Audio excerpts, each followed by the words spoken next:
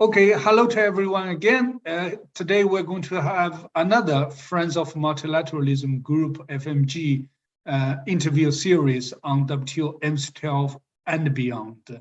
And today is a little bit different from what we have done and what you have seen, because today we have a different, interviewee.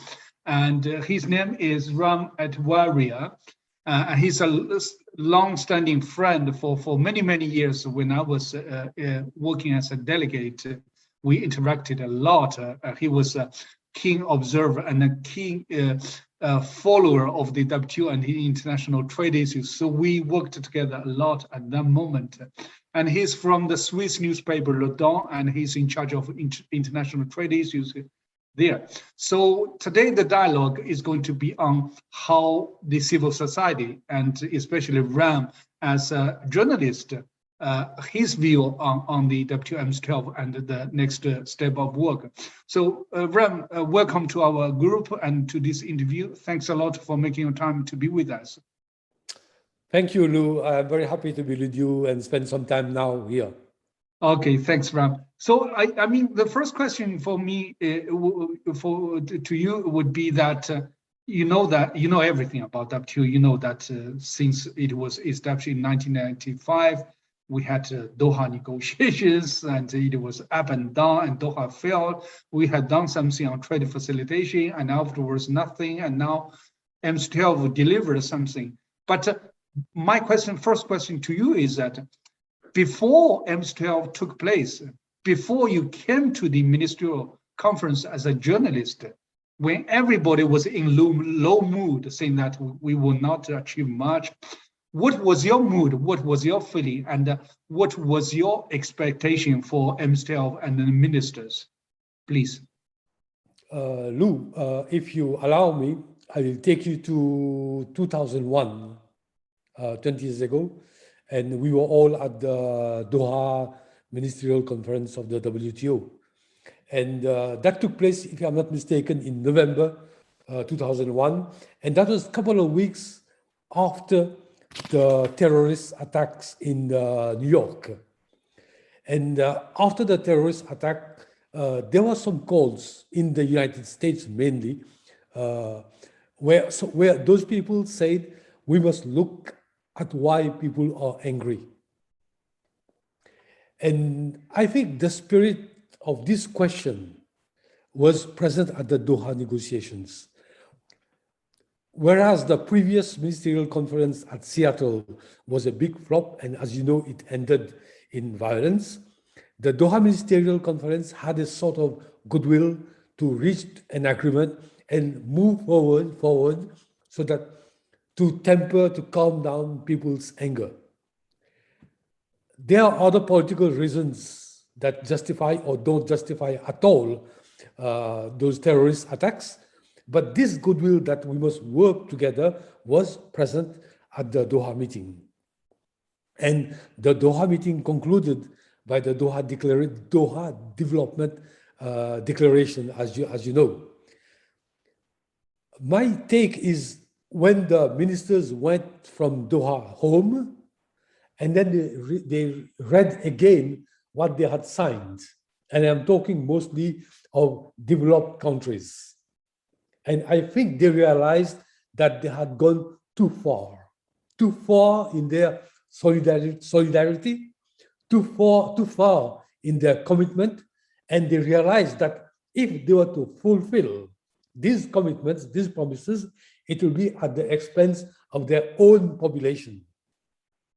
So very quickly, it was decided, I wouldn't say decided, but it was clear that Doha will never be realized. No, Doha will never be fulfilled.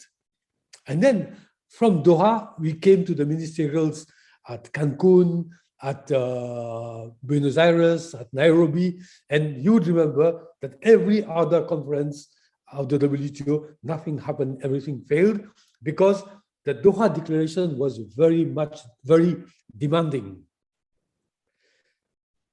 So all the way from 2001 and the failure of the Doha Declaration along the way, we came to this ministerial conference in Geneva, the 12th one, which is also taking place in very special circumstances.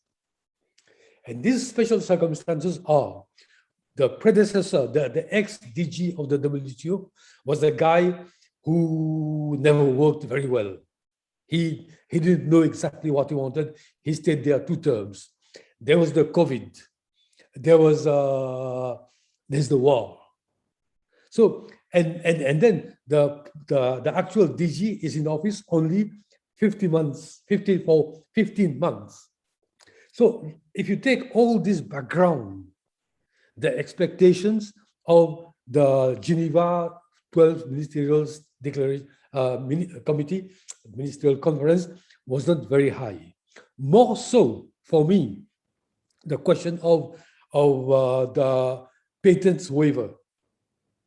You know, I have been covering these areas for a number of years, and right from the beginning, when Dr. Ngozi was campaigning for the post of the DG at the WTO, she mentioned it in her campaign. She said, once I become the DG, I will look after this. I will see to it that vaccines are available to every other country.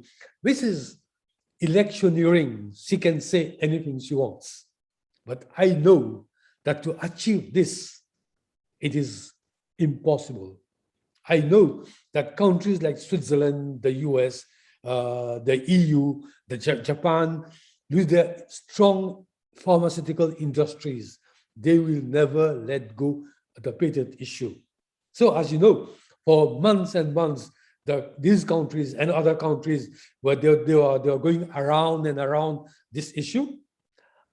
To me, there was never going to be any agreement, and the agreement that came out of the ministerial conference is not applicable.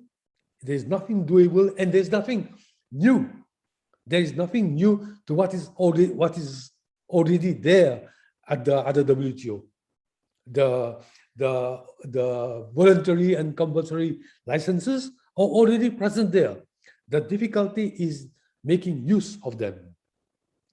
You know, in 2015, when Colombia wanted to issue obligatory license, the Swiss government wrote a letter to the Colombian government.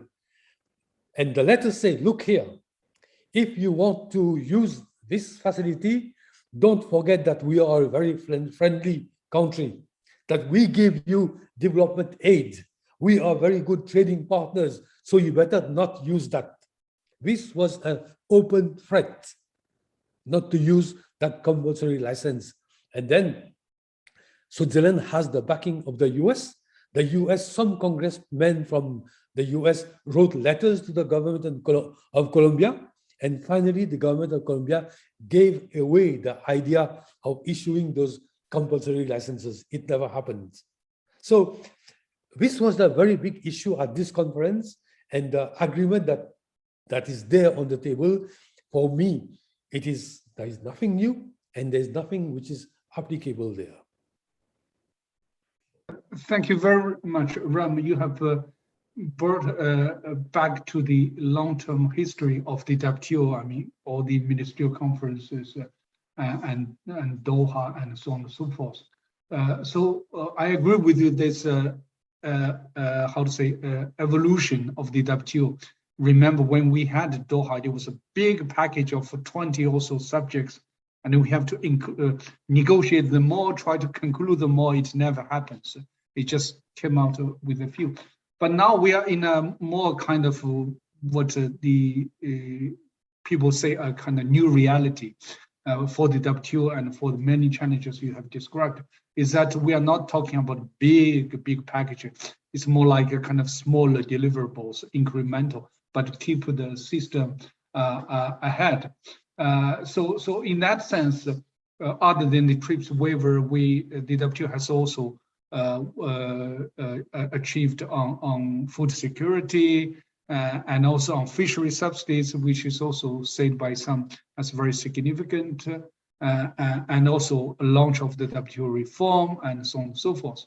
So I mean, putting all this together and in the context of the new reality, as you have said, the mood was low, but now we did have something. So do you think that from that point of view, by putting everything together, do you think that this would help WTO to have the momentum and to move ahead in the next steps? Lou, you must look into the details of the agreement, whatever you can call it, agreement, you can call it statement or declaration. You must go and look at the details of it. And when you look at the details of it, you will realize that there is very little progress in anything, even in the fisheries subsidies. And then for me, there is one thing is a statement, a declaration, and the second thing is making it applicable. So for me, there is very little progress in the Geneva 12 conference, 12 ministerial WTO conference. I would agree that there are small things here and there, you know, but for me, there's nothing fundamental that changes that changes the course of history or the course of international trade. But still, I wouldn't say that this meeting was an utter failure. For me, it was a very big success. And I am so happy that of this success. Success of what? Lou, just imagine that on the 17th of June, the meeting broke down and everyone went home. And we as journalists would write a story that WTO has failed. Imagine the mood in which we will be put, not only at that particular time, but the rest of the year and for years to come. It would be a real depressing situation. And the failure of this conference would be tantamount to the failure of multilateralism. And for me, at this time of this year, of this period, where there is a trade war between China and US, where there is a war between Russia and Ukraine, where countries are siding with this one and the other one, where there is where conflicts, even if they are not armed, are taking place every other places. Look at what's happening in Asia regarding China, if I can mention that. The pressure the Asian countries are undergoing, the pressure the African countries are undergoing because they have chosen different paths. The pressure the Latin American countries are undergoing because they are trading with China or they are trading very much among themselves. This is a world where nothing great is happening. And in fact, if anything is happening, it is more tensions, it is more wars, it is more conflicts, it is more protectionism, it is more looking for one's own interests. So it is in this situation that the countries accepted to come to an agreement, whether it is good or bad, that history will tell us. But the spirit of multilateralism is saved. It is very important. Otherwise, you know, we would go to a world which is composed of small groups of countries, and you know, division is never good for anything, and division is especially not good for poor developing countries. I come myself from a poor developing country, and I know how far we have to rely on one another. I understand how far we are all interdependent on one another. So if you break this interdependence, the situation will only become worse and worse. So this meeting for me, this conference for me, saved the multilateralism. It is possible that it is a facade, you know, but then it is there. It is that we can make use of the facade and make it stronger later on. But multilateralism is there. I am very much worried about two things. And one happened at the WTO, outside the scope of the ministerial conference, what you call plurilateral arrangements among countries. We all know that the WTO is a place where countries come together, discuss, and make a consensus out of anything. Now, the WTO and big countries are encouraging multilateral negotiations and agreements. It means what? It means that some countries are going to take the train and others will stay there. You know, this is something probably which is not good. The other thing which I said is happening is bilateral or regional trade agreements. Many countries like Switzerland would say, yes, we all prefer multilateral agreements, but since multilateral agreements are not happening at the WTO, we go for bilateral trade agreements. This is fine. But then I am very much scared that these plurilateral agreements and these bilateral trade agreements will leave many countries alone.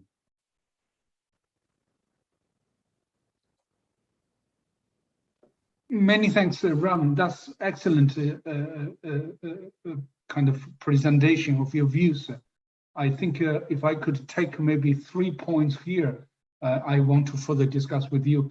The first one is that I very much agree with you that even this MC12 is a success to save the spirits of multilateralism, but it's nothing fundamental. There are many things that needs to happen that to really change, especially as you said, that this fragmentation of the whole global trade and also the kind of trade and even military tensions among major players and also protectionism, unilateralism, all these things needs to be resolved. So that's a thing. But also, as you say, that this is still a success to save the spirits of multilateralism, and you also will say that that the divisionism is not good for anyone, particularly for developing countries. I also came from a developed country and also of poor family, and I saw how China benefited from more kind of international collaboration, open markets, and also reforms domestically. So we, as you said, we need to depend on each other. We need to work together to make things happen. So before I go to the last point on the plurilateralism and regionalism, but on this point, I mean, these first 2 points, is especially, I agree that we need more things to come from the WTO so as to achieve more fundamental changes in the WTO. In the agreement, there's WTO reform, which will go ahead, a very small paragraph.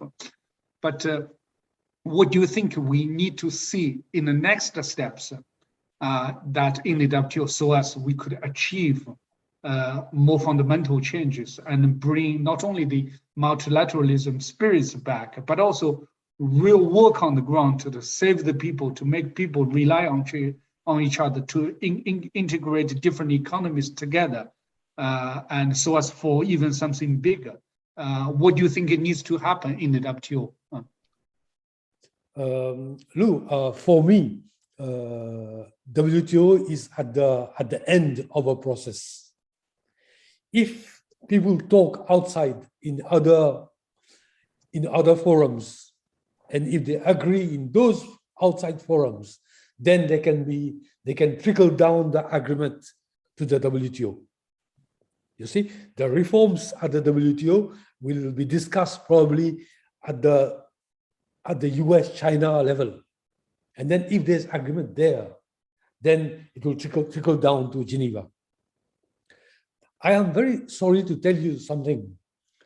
Right now, this weekend, a number of things are happening that I would say not good news for multilateralism. But then they have to take place because they are fundamental to this countries. As we talk today, you have a meeting of the BRICS countries in China, between South Africa, India, Russia. Shall I start again? China, and Brazil, South Africa, Russia, and India. India. Other countries will probably join in the movement. You know, this is one group of countries talking together, and they want to work together. On the other side, as from this Saturday, the G7 countries will be meeting in Germany. And they will also talk about Russia, they will talk about the energy crisis, and they will talk also how to defend their own interests.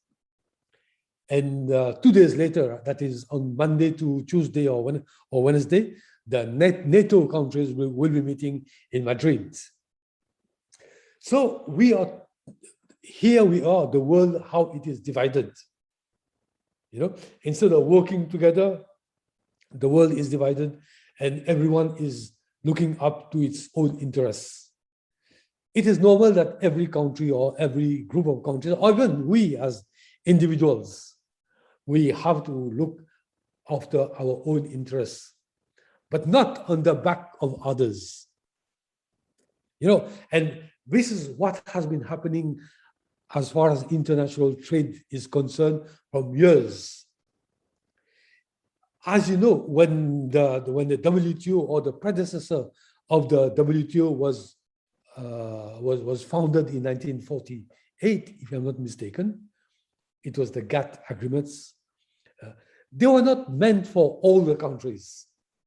At that time, the winners of the Second World War came together and they formed the WTO to facilitate trade between themselves. Much later, other countries joined in, and I would say that it is for the last 20 years, maybe after China joined the WTO, that international trade prospered. People prospered. Many countries came out of poverty. Now millions of people came out of poverty. The cake of the world prosperity became bigger, and there was more to share. But unfortunately, this is a situation which doesn't please everyone. Some people, some countries think that if the other one is prospering, he is prospering at my expense. So unfortunately, things work like that in this world. And now you have the BRICS countries working alone on one side. You have the G7 countries working alone on one side. And here, there is the conflict of interest is there. And who will win in this war? Probably no one. Do these countries how to fight this war? Yes, because if you don't fight for your interests, you'll be the biggest loser. So I'm very happy that developing countries, and I repeat again that I come from a developing country. I have the sensibility of a developing country. I'm very happy that they come together so that they can better negotiate. And for me, this is the most important thing. Countries shouldn't fight. Countries should negotiate what is acceptable also to others. Countries have to compromise. And only then we can come up together. You can save the multilateralism, and only if we succeed in these platforms, that we will succeed at the WTO.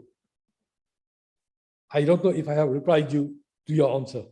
No. I think that's well said, because I very much like what you said about really the history of the WTO.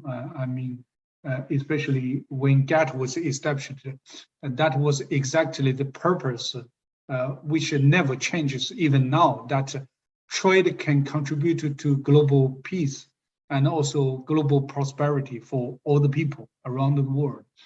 And that's what DG actually said. I don't recall whether the opening ceremony or closing ceremony. She did say that trade has an important role in securing peace and contributing to global challenges. So I think that's never changes. Remember, when GATT was established, it was one piece among the whole global governance structure. We have established also Bretton Woods system. We have also established UN, and putting all of them together, that secured, as you said, the peace, prosperity, and everything. So I think that's exactly the right thing, and that's what we always need to ring the bell about this, about the purpose of the WTO, purpose of the trade. But the other thing that what we call a new reality, you will say that, is that even the prosperity is there and everything is there, but the distribution is not equal. So developing countries still think they are very much disadvantaged, and they still need to more support from developed countries and more technical assistance, and so they could be better integrated into the WTO system. So I think that's still something not resolved yet. Doha was supposed to do that, it didn't.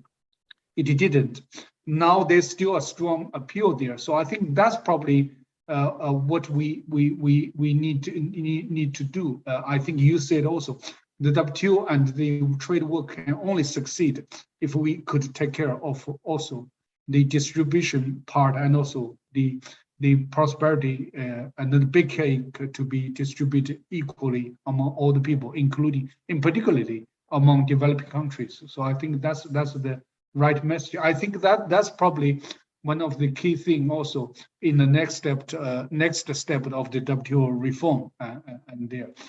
But the other thing, probably also I want to discuss with you, because you and I, we are not negotiators in the room, that we cannot directly intervene, but we are civil society representative. You are a journalist, I'm a think tank representative.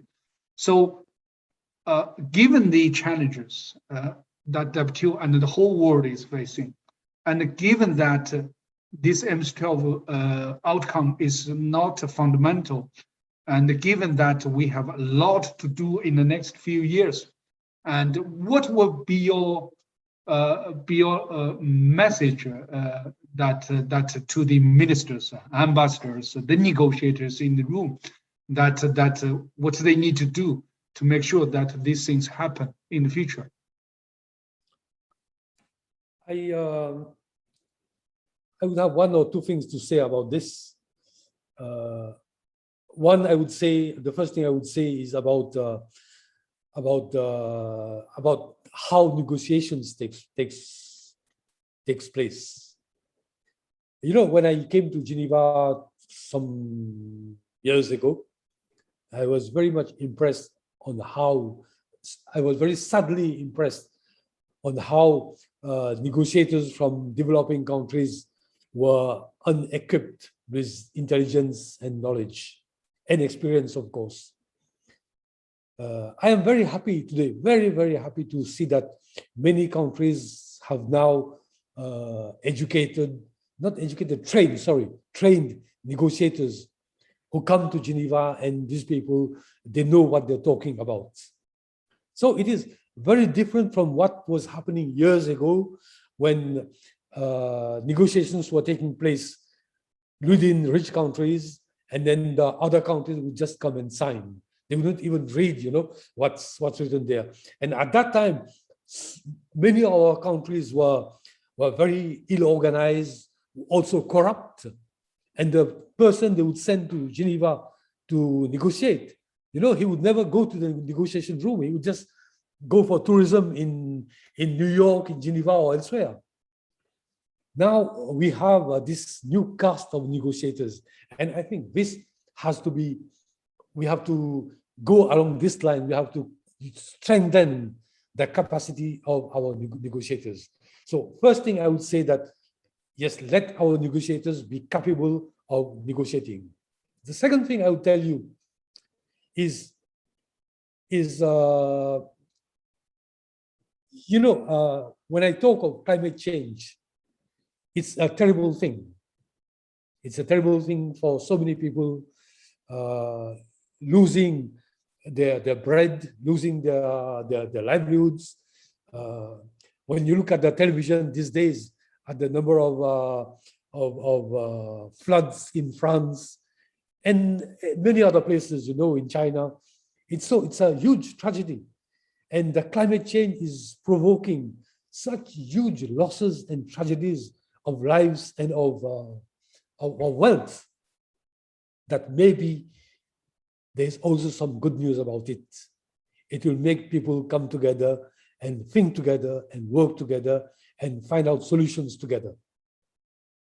This is the good news for me as far as climate change is concerned, because no one country can fight the climate change alone. And you can be however rich you are, you cannot fight climate change alone. So on one side, as I said, we got to have good negotiators, and the other side we have to see that this climate change issue, and there are other issues as well that bring us together. By all means, Lu, there are many more things that make people come together than divide people. People get divided when there is very selfish motives, and selfish motives on the back of others. But at the end of the day, I know you tell me that things haven't changed for a long time, but what is long time? If there is not that equality, that social justice today, hopefully it will happen someday. And things have changed.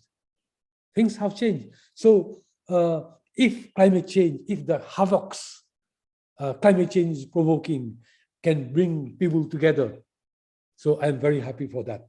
And civil society, it has helped a lot, has been the driving force behind change. You would remember that the civil society have been talking to us about climate change years ago. And at that time, what we were saying these are hippies. And we are not considering them as serious people. When years ago, WWF was telling us, listen, there's a problem coming. What is the importance we gave to them? Nothing. When people talked about the glaciers coming down, and what importance did we give to them? Nothing.